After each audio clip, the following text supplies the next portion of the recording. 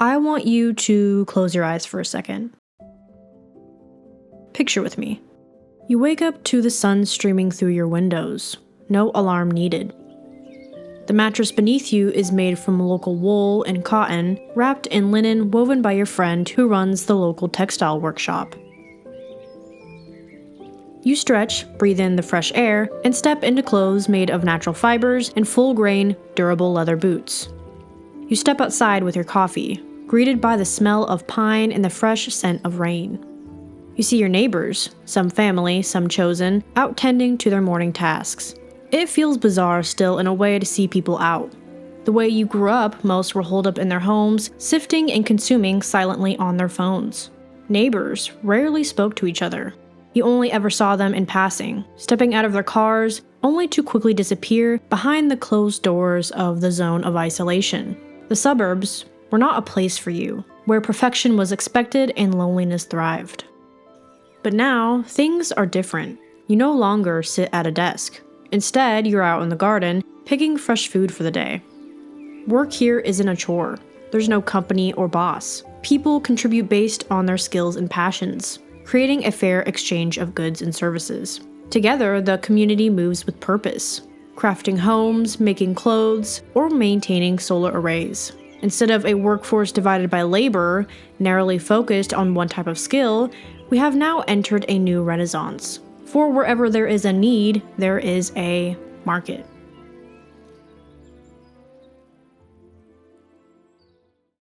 Now, do you have any idea where this vision comes from? Yep, that would be the cultural movement known as Solarpunk, a more specifically artistic and literary movement which emerged in 2008 in a blog post where the author speaks on the Beluga sky sail, the world's first ship partially powered by a giant computer-controlled kite. In this post, the author comes up with a new literary genre in honor of this technological achievement, Solarpunk. Now, I know this might sound pretty similar to steampunk, where Victorian technology thrives, but the only similarity would be in the name. In steampunk, there are dreams of a past that never was, where steam power took over. In Solarpunk, there's a dreaming of a future that could be, a future shaped by sustainability and clean energy.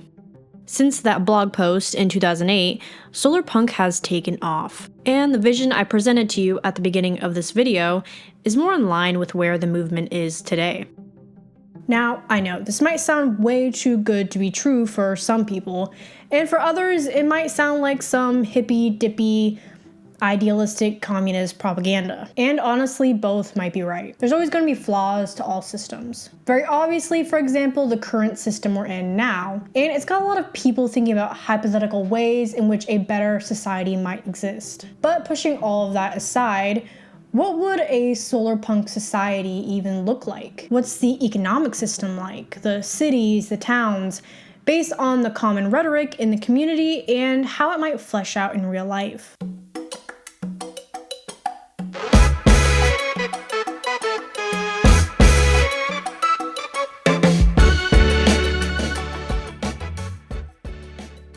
Gaining traction around the Tumblr era, we first start to see the concept of solarpunk in an artistic format. Concept artist Olivia Louise posts a few different images of what she describes as solarpunk. In one of them, we get a very good idea of the broader themes at play. The first thing we notice is greenery.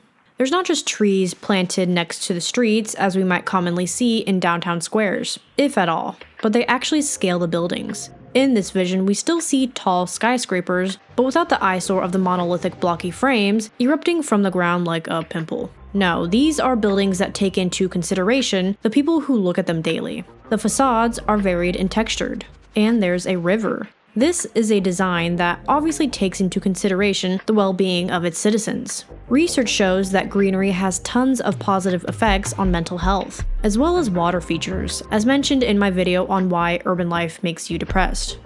Now, starting with urban design, there's a great emphasis on green life everywhere, but that's not all. In her description, Olivia says, "Okay, so I'm pretty sure that by now everyone at least is aware of steampunk with its completely awesome Victorian sci-fi aesthetic. But what I want to see is solarpunk. a plausible near-future sci-fi genre which I like to imagine as based on updated Art Nouveau, Victorian, and Edwardian aesthetics, combined with a green and renewable energy movement to create a world in which children grow up to be taught about building electronic tech, as well as food gardening and other skills. And people have come back around to appreciating artisans and craftspeople, from stonemasons and smithies to dressmakers and jewelers and everyone in between. A balance of sustainable energy-powered tech, environmental cities, and wicked cool aesthetics. A lot of people seem to share a vision of futuristic tech and architecture that looks a lot like an iPod, smooth and geometrical and white, which in my opinion is a little boring and sterile, which is why I picked out an Art Nouveau aesthetic for this. With energy costs at a low, I like to imagine people being more inclined to focus on their expendable income on the arts. Aesthetically, my vision of Solarpunk is very similar to steampunk, but with electronic technology and an Art Nouveau veneer. So it's not just the projected hope of the more left-leaning individuals of a future run on clean energy, but a return to artisanship that's been long forgotten. In this world, one would have to wonder if the division of labor still exists.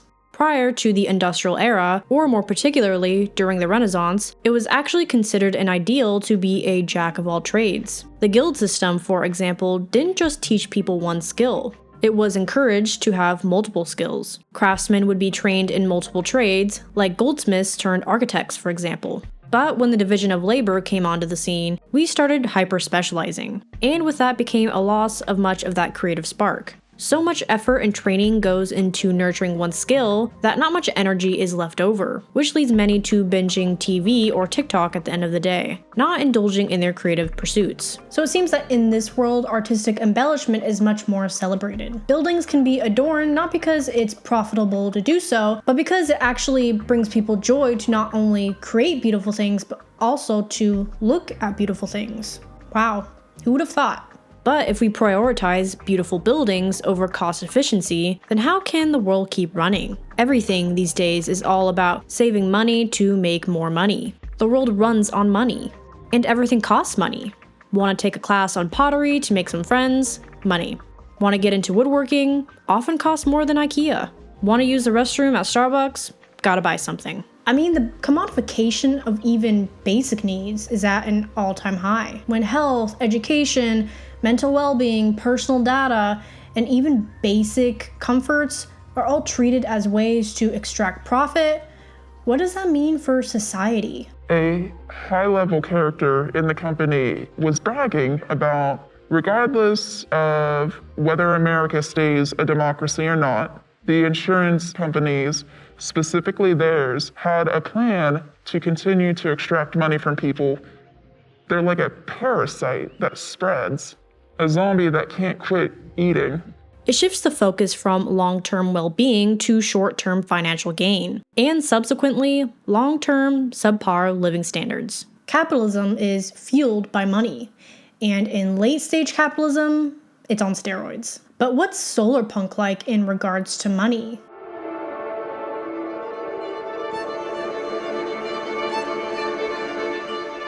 In Solarpunk, there's not one singular agreed-upon economic system, but there's a theme that comes up pretty often on how a Solarpunk world would most likely work.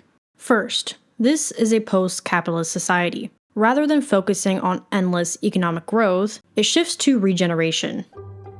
Instead of garbage being thrown to the oceans and beaches, things are reused.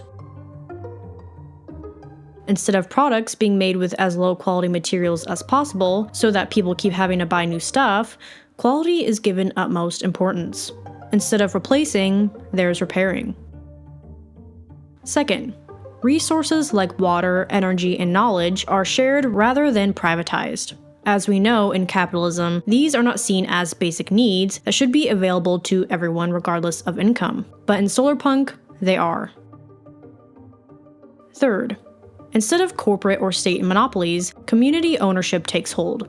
So things like community solar grids and farms that are cooperatively owned would be more of a thing rather than pure privatization. But there's still, of course, privatization in the way of homes and land. Privacy is important, but the distinction would be private in the form of retreat rather than capital to be leveraged. There is a balance between cooperative ownership and private ownership. And no, landlords wouldn't exist in this hypothetical world. And fourth, decentralization. If a solarpunk society were to work, most things would have to be decentralized. So banks that squeeze money out of people through interest rates and silly fees would have to go. Instead of having intermediaries at every turn, there would have to be much more emphasis on peer-to-peer networks. And as far as currency, there's a lot of flexibility. There have been a few different proposed ideas in the solarpunk community, but the most common one seems to be a shift from our current fiat currency. In our current system, as most know, there's a lot of greed. Our fiat currency isn't backed by anything, and a lot of our current problems can be traced back to that. It makes it a lot easier for the gap to keep getting wider and wider between the upper classes and the lower classes. Since our currency isn't backed by anything, money is just printed to meet the demands of an abstract economy. When money is printed, often that comes with inflation. For the wealthy, inflation pushes up the value of the assets they already own, like stocks and real estate. So inflation actually appreciates their assets. And on top of that, they have easy access to credit, since they're low-risk borrowers, so they can keep investing in building wealth. For them, it's a win-win. But for the lower classes, it's a different story. As inflation kicks in, the value of their money drops, and everything gets more expensive. Wages rarely keep up with inflation, so they end up being able to buy less with the same paycheck. They also don't have a bunch of assets to fall back on, so rising prices hit them harder. It makes it really tough to break out of that cycle of poverty. At the end of the day, printing more money is just another way the system favors the rich. So how do we battle this? We know now the limits of our current system, but to return back to trade and barter seems primitive.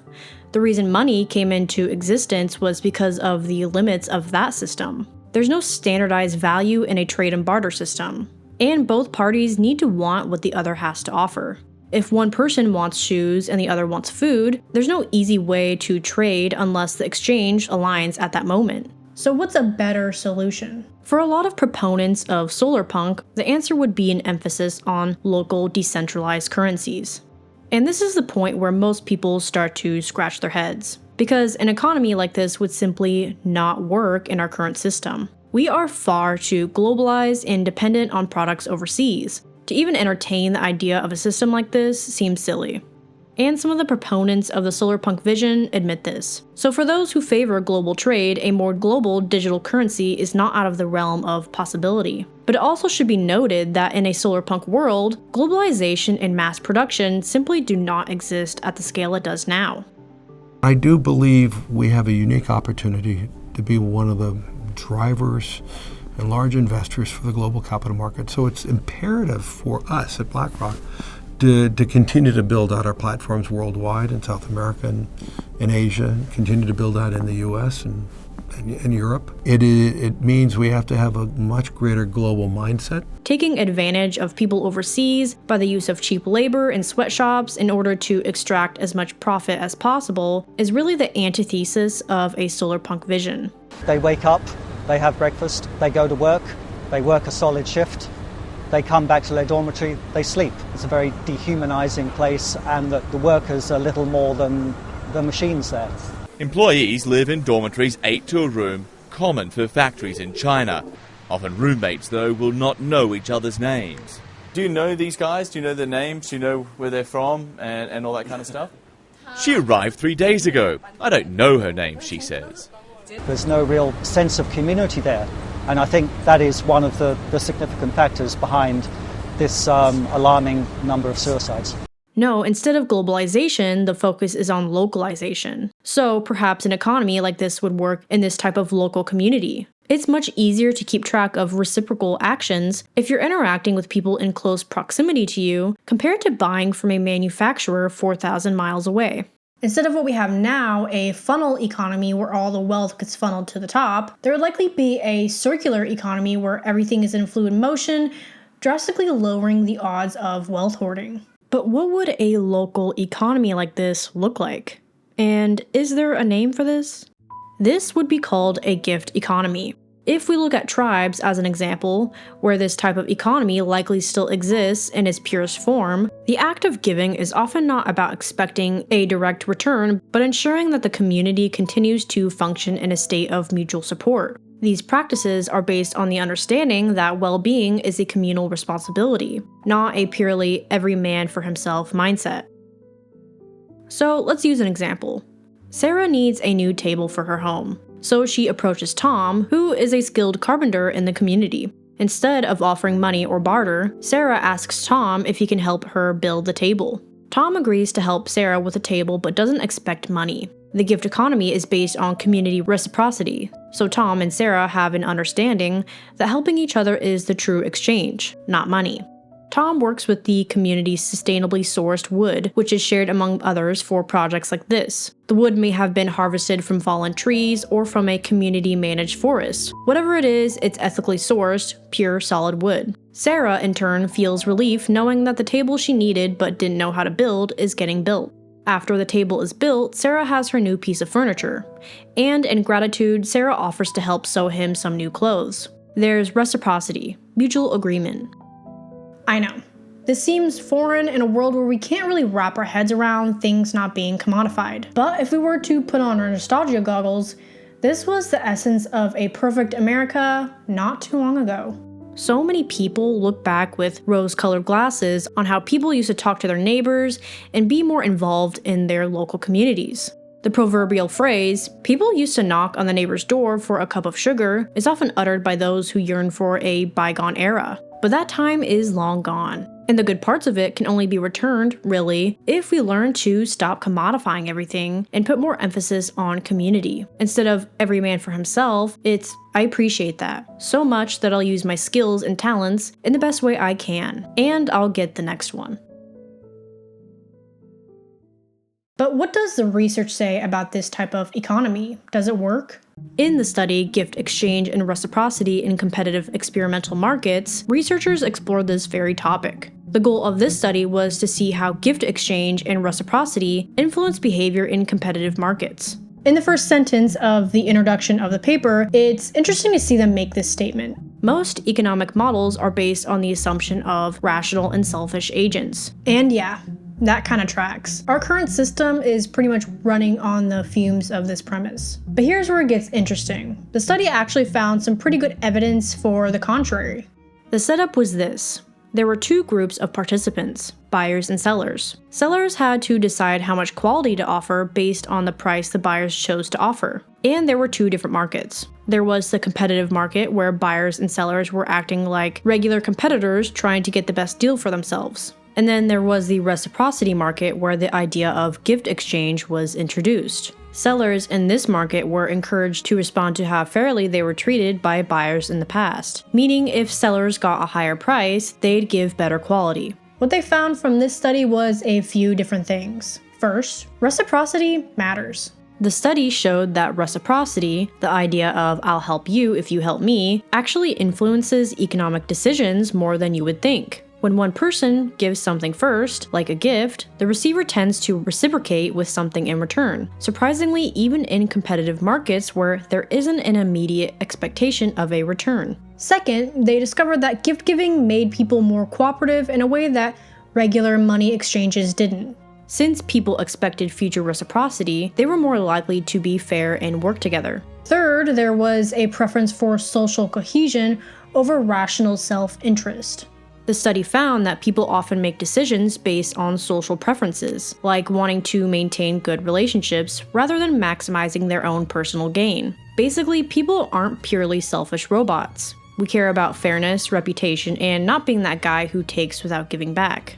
And finally, the one that surprised me the most, cooperation actually makes markets work better.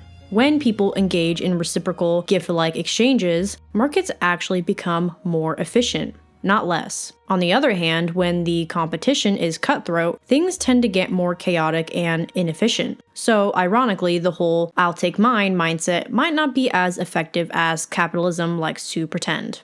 So, an economy like this might work. But, of course, it would have to be on a small scale, yet still tapped into the larger population in ways of information sharing and skill development. And again, even if a gift economy wouldn't work, small-scale, local, digital currencies could work in place of fiat currency.